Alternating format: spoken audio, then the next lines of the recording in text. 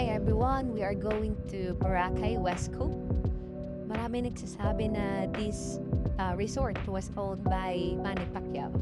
But based on the news on 2014, it's owned by Crisostomo Aquino. So the reason behind ba siya ng demolish is may mga nilabag siyang violation ni DNR. So, yun din yung reason but wala rin siyang mayor permit, business permit, and building permit. So, madami yung violations niya. Kaya, pinatibag yung resort. So, later you'll see yung mga natirang establishments or platform nila. Sabi nung mayor nung aklat before, they wanted to look like a natural coral na lang. So, kaya iniwan na lang nila. And, baka kasi makasira pa or makaka-aksidente pa pag giniba yung buong establishment. So, dito may kita niyo, may mga hagdan sila and nakita niyo yung view ng Diniwid Beach. So, by the way, para makapunta kayo dito, punta lang kayo sa Diniwid Beach, then sa right side niya is yung way papunta dito. So, yeah. Then sa kabilang side naman, sa left side ng Diniwid, meron din daw famous attraction. So, yung parang cliff na mga picture na nakaupo yung mga tourists. So, yan. Ito yung left side niya. Ayun yung Diniwid Beach.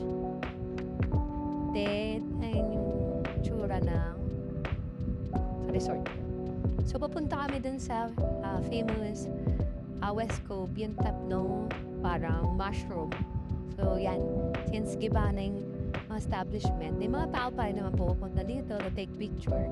And meron kaming kasamang dog companion. Sinundan niya lang kami. Ayan, hi dog. So, dito, ay makita niya yung mga poste ng mga establishment. Ayan.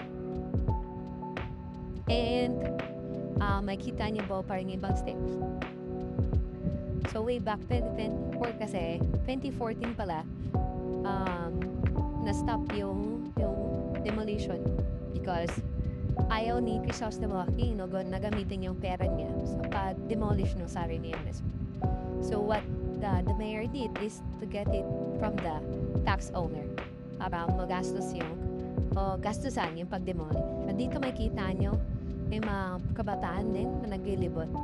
Parang ginawa din nila itong spot hideout.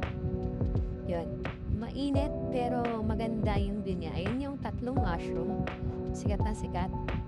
So, may other option para pumunta dito sa kabilang side which is masyadong mahaba. So, hindi yun yung kinuha namin. Dito kami dumaan sa Diniwid Beach.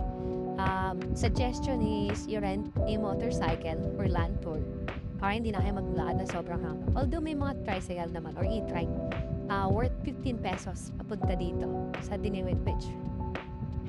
Ayan. So, may mga tumitira na din dito na gaya ng establishment and pinagkadaan lang nila. Don't know if may natutulog ko dyan or what. Pero I tell you, famous dun sa mga picture ng West Coast. Itong platform. Sabi ng mayor, din na daw naglipain niyan kasi nga para magmukha na lang man-made corals. So, init, may mga patas na platform, may mga tiles nila nandiyan pa rin. Could see may mga naliligo but madumi yung tubig. Dun, kadugtong naman ito is may beach din. Part siya now island tour. Yung beach na yan. I forgot the name. And ito yung pabalik. So, ganyan siya. Pabalik na kami dun sa beach. And pupunta kami dun sa kabilang side. So, kailangan medyo maingat ka walking here kasi tubig na yung babagsakan. So, yun lang. Follow for more para dun sa other side na Diniwid Beach. Thank you.